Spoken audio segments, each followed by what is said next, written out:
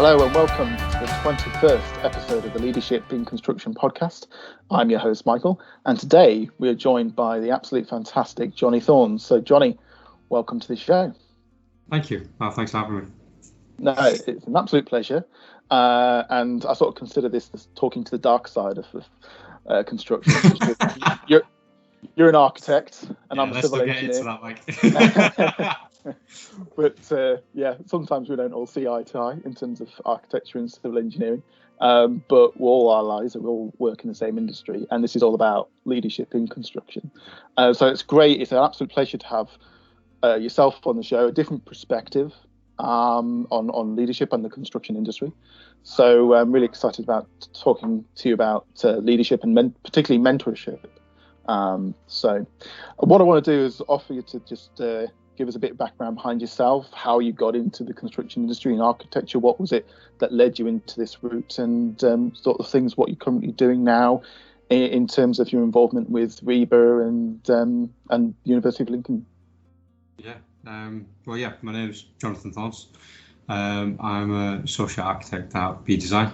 I got into architecture when I've always wanted to be an architect right from a very early age. It sounds a little bit cliche, but playing with Lego. I think my teachers at primary school, secondary school said, "You'll make a good architect one day," and that was it. It stuck, and that was always my career goal. Everything I did was to be an architect. So the choices I made at GCSE, choices I made at A levels, and then obviously into university. I studied at Lincoln University for all three parts. So as you know, architecture is split up into three parts. So a degree, year off in industry, masters, and then working towards your part three, which I did at RPS. How obviously we know each other. Yep. I've been an architect for about 5-6 years now, fully qualified. But obviously been in the construction industry for well over 15 years. Working as a drafty at Framework Architecture just outside Lincoln, folding drawings in the kitchen. To where I am now. So I'm, as well as an associate architect, kind of delivering projects from small to large scale, all various different sectors, residential, retail, leisure, distribution, industrial, you name it, we kind of do it and got the experience in it. But as well as all that, obviously, as you know, president of the Lincolnshire Society of Architects. I'm external examiner for Hull University and Hull College for their degree and master's programs in architecture. So very much, I think very much kind of looking to give back, and things have kind of the way that kind of my kind of career's gone, and obviously my extracurricular activities. It's all about kind of giving opportunities to others, because I remember kind of going through university and not really having the kind of the opportunities that are there now. So I think as a society, as a Lincolnshire society, we're certainly looking to help students where we can, just to bridge that gap between students, practitioners, and that's very much what the society's going to be looking to do in the next few months, is what we have been doing.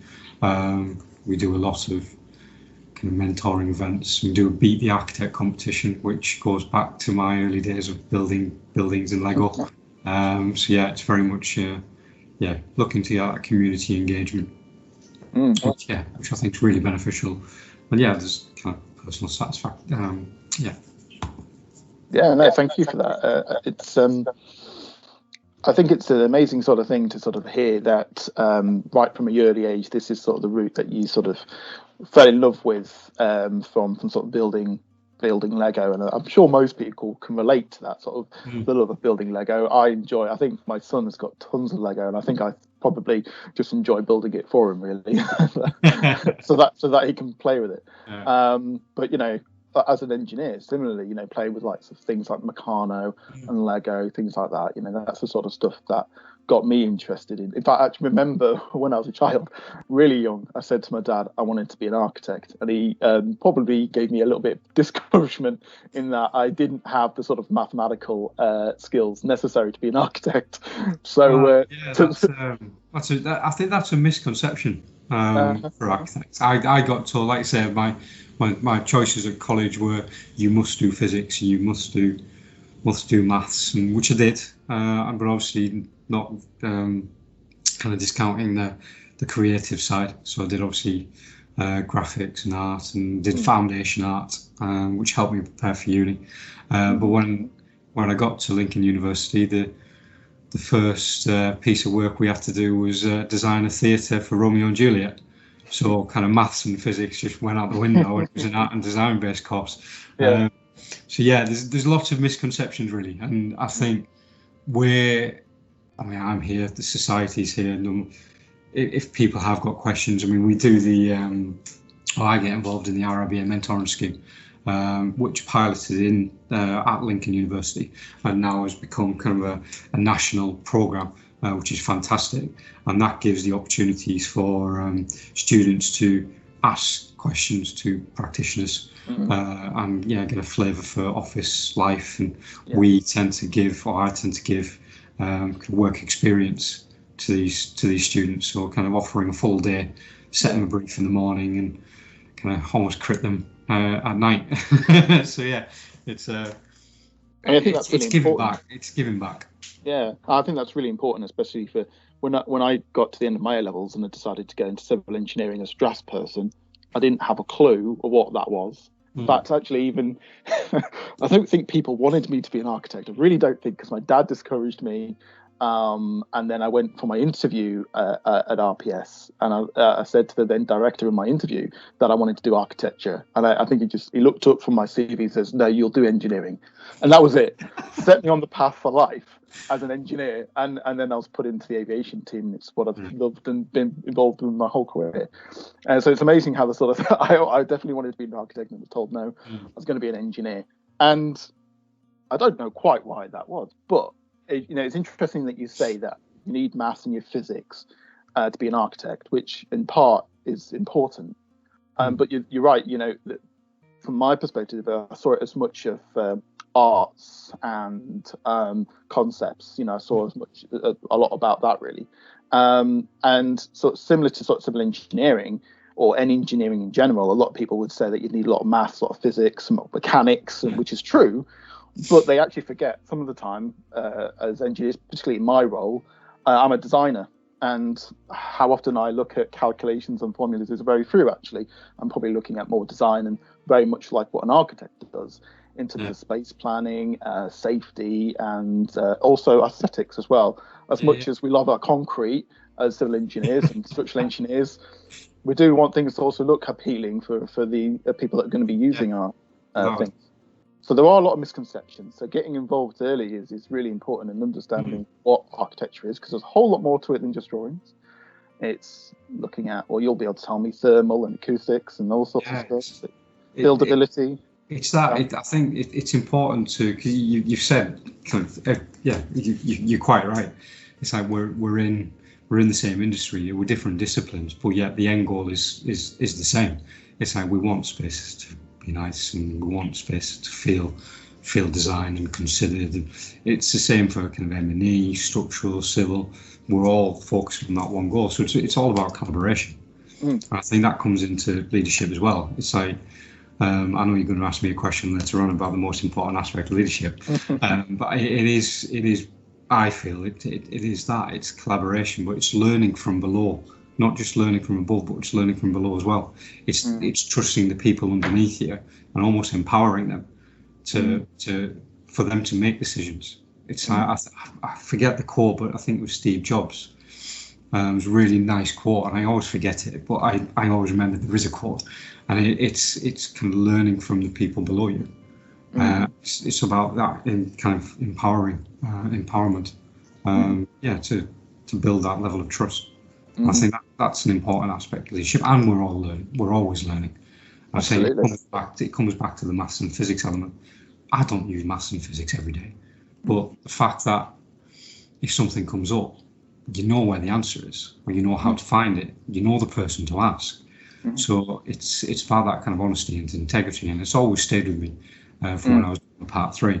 I didn't know everything. I went into an interview not knowing everything, but I did my due diligence, and I had little colourful tabs on all my documents. So I knew where a wrong answer was. So I knew where to correct, and I had all that prepared in the interview, and kind of that's what got me through. Is that honesty and integrity, and you're never going to give a kind of a false answer. So you always know where to look, who to ask, what are the disciplines to ask, like yourself.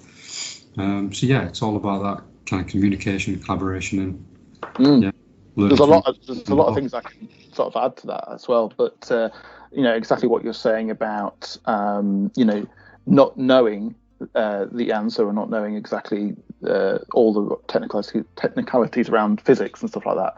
But to use the Lego analogy, you're as people in the construction industry, you're focused on buildings. I'm focused on mostly pavements and drainage and things like that. But we're building sort of, in a way, very complex puzzles, very complex Lego or complex jigsaws. And as people sort of at the lead of that, we don't always know exactly how things are designed and put together, but you need to have a really good appreciation of how they connect and how one influences the other. So if you're going to, design a particular type of cladding, you'll know that will have a knock-on effect in terms of the kind of steel work and the kind of secondary steel work and all that kind of stuff. You may not design that, or you may not do all the works around that, but you know that you have that effect on that. Or health and safety, if you wanted to put a specific type of cladding on the top of the roof or something, there's a health and safety and how that might get cleaned in the future and operated. So it's understanding how each part of the project connects to another. We did. I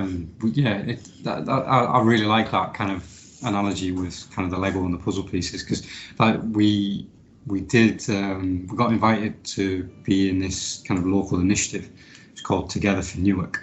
So the idea was kind of local businesses were going to local schools, and kind of bit of work experience and bit of a kind of careers kind of fair, if you like. But we kind of took it as an opportunity to set another brief. So we were teaching year 5s, I believe, so year 8 and 9-year-olds. So 2 classes of 8 and 9-year-olds, and set them a brief to design a community centre for a Viking village, which is kind of fitted into their curriculum. And we taught them how to kind of draw plans and think about space, but then also put that kind of 3D aspect into it. We taught them SketchUp, and the kids just ran with it. It was fantastic. But then as we went through the sessions, it was important to show that yes, you were in your own little team, and it was a competition, but yet the end goal is for all these buildings to come together into kind of a wider master plan. So it was, you're almost working it as an individual to start with, then you're in an immediate team, and then you're in a wider team as part of kind of the whole overarching year group. And it was a really important lesson, I think. And the kids were fantastic. I mean, we did this almost Game of Thrones like video that showed all their Viking community centres. It was great. And then we 3D modelled the winning entry, which fantastic. Hopefully we've empowered the next future engineers and architects, because it wasn't just architecture. We were there as kind of architects and engineers as well. So it's amazing if once you set a brief to 8 and 9-year-olds, how quickly they adapt and kind of run with it and thinking about structure. Great. Some of the drawings are fantastic. Absolutely. I think the children probably had for them some really great ideas around the sort of things that they could incorporate into a building and stuff like that. Take their own unique. Dungeons and weaponry rooms was a bit. Try to stay clear of that. I was trying to think of what my 5-year-old would come up with and that sort of thing. And the gory stuff. Where loos might go and what they have to do. Brilliant. I mean, that's fantastic stuff, really. And I think we often talk a lot about how do we, encourage others, younger generations into this industry, because it's an industry where there is huge amounts of skills gap in places. and trying to get young people engaged and interested from a young age. I think it can be a challenge. And the other thing to that is that there are so many different aspects to the construction industry. Even to now computer coding and software development and virtual reality. It's the industry is so much more diverse and dynamic than the old sort of traditional, architect, engineer, contractor type, coalface sort of doing hand-drawn sketches. It's a so much more dynamic industry than that now, and that's probably a great initiative and a great way of being able to engage with people in the community and inspire them to get into the sector. So that's amazing. So let's talk then a bit more about your sort of mentoring side of things, because I think what one thing I really wanted to get you on the podcast and talk about was around mentoring, because I know very few people that actively mentor younger generations of sort of architects or engineers, and I think it's a really important aspect towards leadership. So could you just tell me a bit more about that, what you're doing and why it's important? Yeah, certainly. I mean, there's obviously the initiative that we're involved with, the RIBA mentoring scheme, which is obviously a kind of a dedicated program to getting university students in and giving them a flavour for what kind of office life is, kind of the role of an architect, different stages of projects, obviously flavours of different disciplines. So there's that we do, but then there's also the mentoring within the office. So we promote getting kind of apprenticeship kind of students in straight from college, and then kind of nurturing them through a kind of series of not tests, but what's the word? So really investing the time, kind of weekly meetings, and obviously they're going through college and then university, and it's nurturing that natural progression and encouraging that natural progression, which will come with kind of the apprenticeship schemes and obviously through university. I think hopefully that answers your question. I suppose in terms of mentoring then, what would someone sort of look to expect from a mentor meeting, if you like? Time.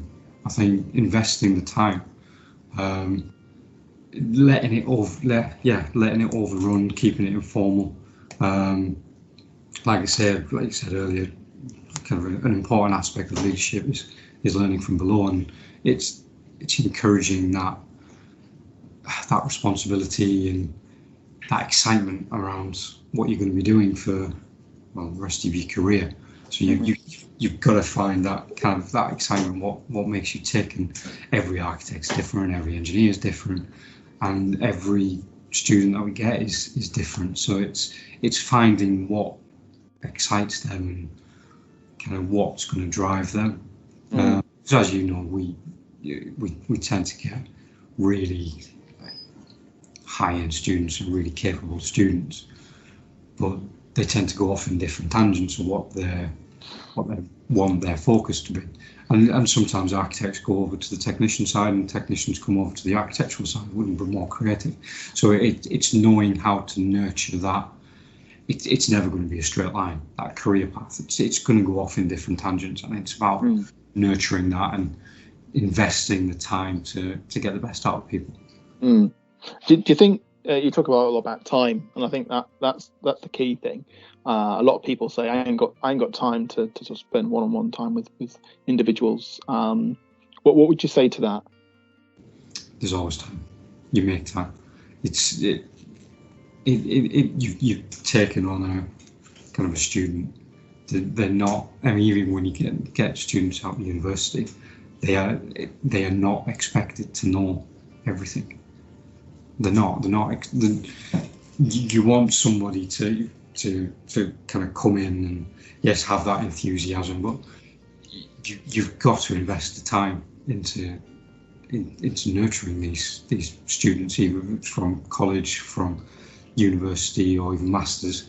And they're not expected to know everything, but it's about kind of empowering them and getting the best out of them. But that will come from enjoyment and finding what is interesting. So we've got guys in our office at the moment who are really interested in kind of augmented reality and virtual reality, and it's about then for us to get the tools for that to keep that interest going and then just see how it develops.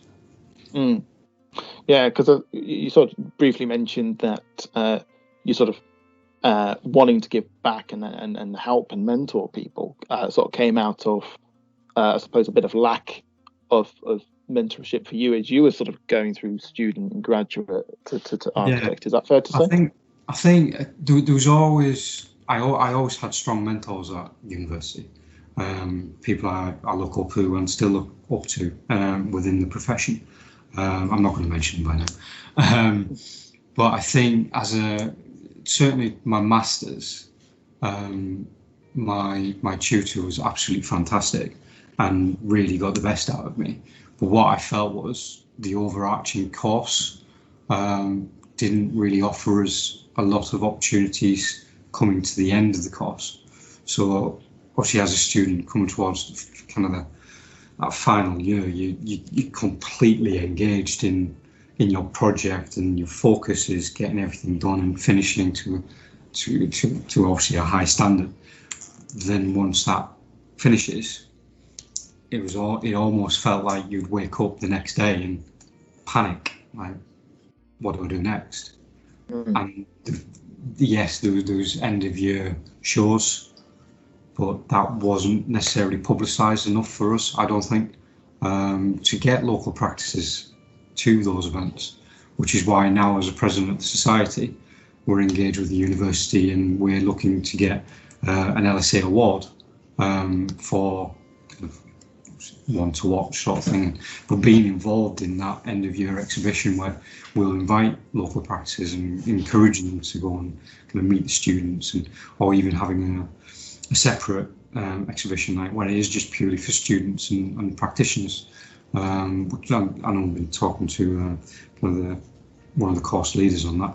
So there's I think there's those elements that we as a society should be looking to promote. I think, learning from experience, and I think we can give a lot of opportunities to students. I don't think that it shouldn't be forgotten.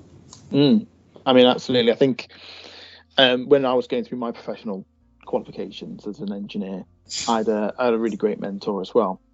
And certainly at the end, once you got professionally qualified, that was kind of the end of that mentoring. You know, it was like you kind of feel like a bit of your own out there and trying to find your own feet. And I'm not quite sure. I think that I want to understand from you, but I think the role of a mentor is really to give people that direction that aren't quite sure. Is that what you would say? Yeah, I think so. I mean, like I say, I had fantastic mentors at uni when I was doing my kind of final year projects. But it was like I say, I think we were let down by kind of the course itself, maybe. Or maybe, I don't know, the society at the time. I don't know. There just seemed to be that lack of, there wasn't that link, I think. And over the years, it's kind of developed. My predecessors, previous presidents, have got things in place, got things back, so the link with the university is back. And for me, it's to build upon that now, and then offer opportunities to students coming through. And like I said, the mentoring scheme is fantastic. And I've said to the students who I've mentored that I'm always on hand, even after the scheme's finished. If they've got any questions and want any advice. I did kind of separate to the mentoring scheme. I did a CV and workshop, kind of lecture and kind of seminar before Christmas, so in preparation for the students sending out those CVs. Feedback was great, but I certainly don't kind of pretend to know everything. But I think from what I went through, when I finished, we was in the midst of a recession. I didn't have the opportunity to go back to the previous practice I was at in the year out. So yeah, I ended up working for Orange call centre at the time. So I was there for 6 months trying to find a job before RPS came knocking. But it's about I wanted to give back to the students, little hints and tips that would have really helped me when doing CVs. And I mean, I was sending out kind of rafts of CV emails, but without really a personal touch to the practice I was sending. So I was very much learning as I was doing it. Which, looking back, it was, maybe I could have done my research a little bit better. I don't know. I just want to give those kind of hints and tips back to the students. Changing addresses really helped. Because the reason I got the job at RPS was that I still had my Lincoln address on my CV, even though I was living back at home in Darlington at the time. So really, I should have changed my home address. But luckily, I didn't. So RPS called, said, we can see you just down the road. Could you come in for an interview that afternoon? So yeah, it's knowing kind of those little tips. I think really will help people, especially after kind of the year that we've had with COVID, and interviews might be taking place over this platform, and everything's digital, everything's virtual. So it's trying to get that personal touch on an email where a practice might receive hundreds. Absolutely. So yeah, it's going to be challenging, I think, for the students, but we're there as a society to hopefully answer any questions they've got. To provide that kind of mentoring, maybe they're not getting elsewhere, or kind of add to the mentoring that they currently get with the university tutors. So yeah, that's great. I mean, I think that's one of the great things in terms of mentoring is the ability to help others to learn from your mistakes, if you like, or learn from things that you've spent painstaking hours and days and weeks trying to getting it wrong, and learning that you want to stop people from having to go through that pain of learning by explaining your own experience. I mean, I've had those very conversations even this week, just about don't do this, learn from my mistake, this is why it went wrong, this is why I tried to do this, and then okay, I get that, I'll try and do it that way then. I think that's a big part of it. The other part of mentorship is that it's meant to sometimes be a two-way street, in that the mentor can learn something from mentee. Would you say that would be true? Without a doubt, it comes back to kind of what I said about, yes, we're always learning, even as kind of in a managerial role, senior role, wherever your title may be, you're always learning. You're always looking up and looking aside to your kind of fellow colleagues in different disciplines like yourself. We're always learning. But yeah, it's learning from below as well.